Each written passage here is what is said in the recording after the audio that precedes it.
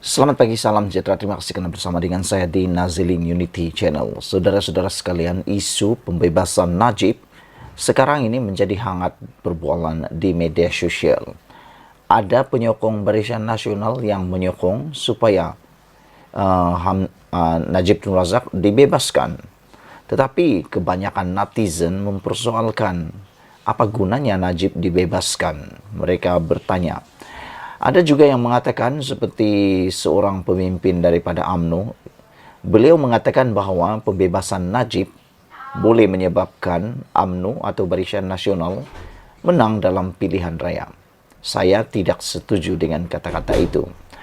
Pada pendapat saya, pembebasan Najib akan menyebabkan kerajaan perpaduan yang dipimpin oleh Anwar Ibrahim akan lebih menanggung liability berbanding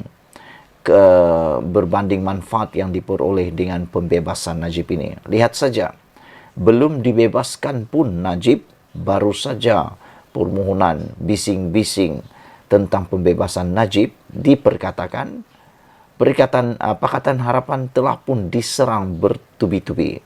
Anwar Ibrahim diserang bertubi-tubi. Bahkan kerajaan perpaduan ini diserang bertubi-tubi. Dengan sendirinya, kerajaan ataupun dengan sendirinya pembangkang mendapat peluru untuk menembak kerajaan perpaduan ini.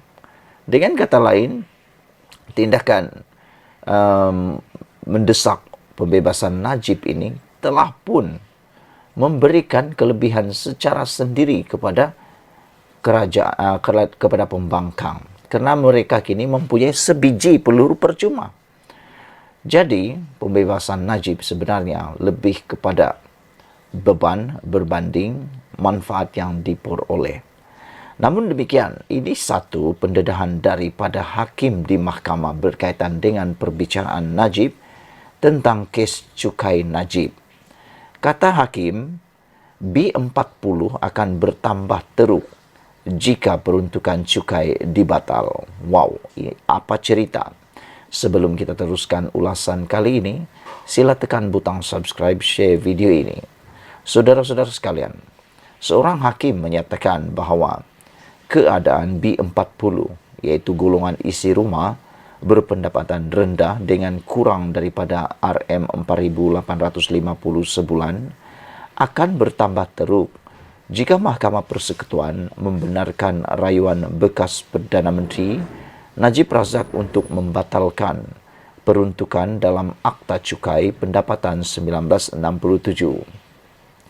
P. Nalini yang merupakan panel 5 hakim Mahkamah Persekutuan hari ini mendengar rayuan bekas Perdana Menteri itu untuk membatalkan ringkasan penghakiman berhubung cukai RM1.69 bilion terhadapnya.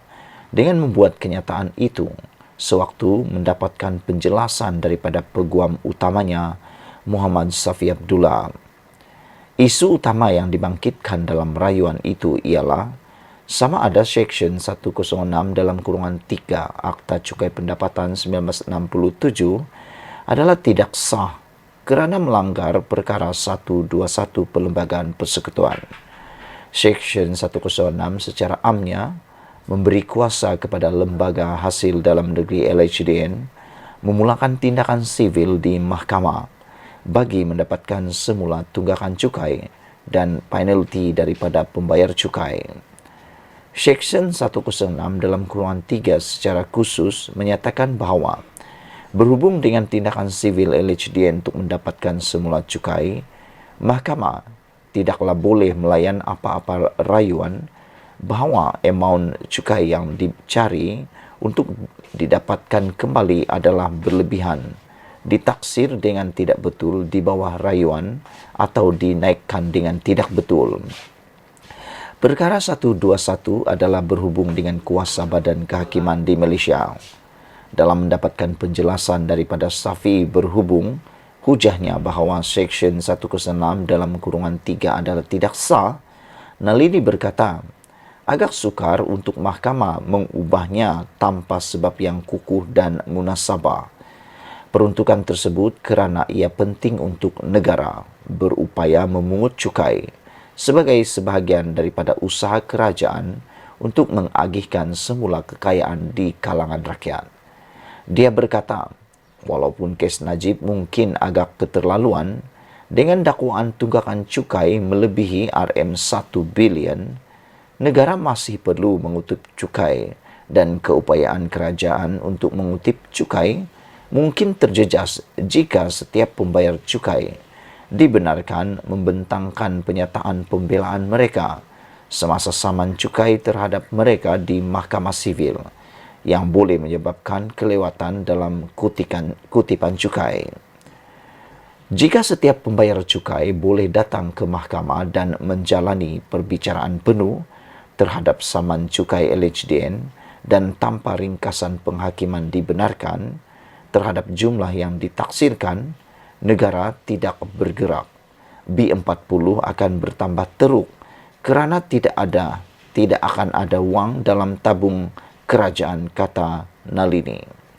Ketika Safi membalas bahawa Seksyen 1/6 dalam kurungan 3 melanggar hak perbicaraan adil dalam saman cukai, Nalini berkata pembayar cukai mempunyai peluang untuk mengemukakan rayuan kepada Pejabat Suruhanjaya Khas Cukai Pendapatan SCIT yang layak mendengar aduan mengenai sebarang jumlah cukai yang ditaksirkan secara tidak tepat.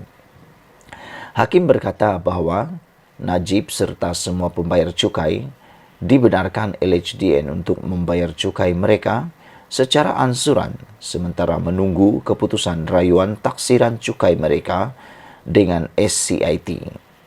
Dia menambah sekiranya pembayar cukai tidak berpuas hati dengan keputusan SCIT, mereka sentiasa boleh merujuk kembali ke Mahkamah Sivil melalui semakan kehakiman untuk mencabar taksiran cukai pihak berkuasa terhadap atau berhubung perkara itu.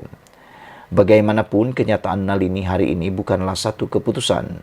Sebaliknya, kenyataan dan pertanyaan yang dibangkitkan oleh panel Mahkamah Persekutuan untuk cuba membantu pasukan Undang-Undang Najib menumpukan pada bahagian tertentu dalam penghujahan mereka.